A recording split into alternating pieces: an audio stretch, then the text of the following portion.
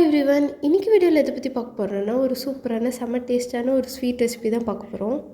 நான் பெட் கட்டி சொல்கிறேங்க, இதை விட ஈஸியான ஒரு ஸ்வீட் ரெசிபி இருக்கவே முடியாது. ரொம்பவே கம்மி இன்க்ரீடியன்ஸ் வச்சு ரொம்ப ரொம்ப குறைவான நேரத்தில் ரொம்ப ஈஸியாக அதை வந்து செஞ்சிடலாம். உங்களுக்கு வந்து டக்குன்னு ஸ்வீட் செய்யணுமா, அப்போ இது தாங்க உங்களுக்கு பெஸ்ட் ஆப்ஷன். எப்படி பண்ணுறதுன்னு பார்க்கறதுக்கு முன்னாடி இப்போ தான் நீங்கள் நம்ம சேனலில் ஃபஸ்ட் டைம் பார்க்குறீங்கன்னா மறக்காமல் சப்ஸ்கிரைப் பண்ணிடுங்க. கூடவே அந்த பெல் ஐக்கனை கிளிக் பண்ணிடுங்க. அப்போ தான் போடுற வீடியோஸோட நோட்டிஃபிகேஷன் உங்களுக்கு வரும். இதுக்கு ஃபஸ்ட்டு ஒரு பாத்திரத்தை அடுப்பில் வச்சுட்டு அதில் 2 கப் அளவுக்கு வந்துட்டு நீங்கள் வந்து பால் ஊற்றிடுங்க. நீங்கள் வந்து ஃபஸ்ட்டு பாலை கப்பு டம்ளர் எதில் வேணால் அளங்க, அதே அளவு வந்து கடைசி வேலை வச்சுக்கோங்க. இப்போ இதில் 1 கப் அளவுக்கு வந்து சுகர் அண்ட் 1 கப் அளவுக்கு தண்ணி ஆட் பண்ணிடலாம். கூடவே ஒரு சிட்டிகை அளவுக்கு ஏலக்காய் பொடி வந்து ஆட் பண்ணிக்கலாம். இப்போ இது எல்லாத்தையும் நல்லா வந்து மிக்ஸ் பண்ணி விட்டுடலாம். லைட்டாக கொதித்து வரட்டும். அடுத்ததாக இது கூடவே நான் வந்துட்டு அமுல் ஸ்மித் ஐமேட் வந்து ஆட் பண்ணுறேன். இந்த பாட்டில் ஃபுல்லாகவே நான் ஆட் பண்ணிடுறேன். இது இருக்கிறதுலே சின்ன பாட்டில். இதை ஆட் பண்ணதுக்கப்புறம் இந்த மில்க் வந்து நல்லா திக் அண்ட் க்ரீமியாக மாறிடும்.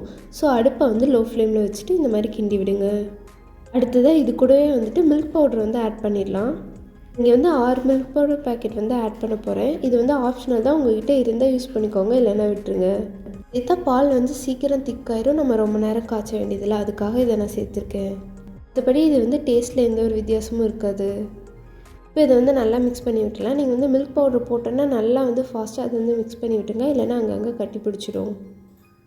நான் அடுப்பையும் வந்து லோ ஃப்ளேமில் வச்சுருங்க, அப்போ தான் வந்துட்டு பொங்கி வந்து ஊற்றாது கீழே. இப்போ பாருங்கள், இது நல்லா வந்துட்டு கரைஞ்சி நல்லா பொங்கி திக்காயிடுச்சு. இதுதான் வந்து கரெக்டான கன்சிஸ்டன்சி. இப்போ நம்ம வந்து அடுப்பு ஆஃப் பண்ணிடலாம். அப்படியே வந்து ஓரமாக இருக்கட்டும். அடுத்ததான் நான் வந்து 3 ஸ்லைஸ் அளவுக்கு ப்ரெட் எடுத்திருக்கேன். இது இந்த மாதிரி ஒரு டம்ளர் வச்சு ரவுண்ட் ஷேப்பில் வந்து கட் பண்ணிடலாம். இதுவும் அப்படியே இருக்கட்டும். அடுத்ததாக ஒரு பவுல் எடுத்துக்கலாம்.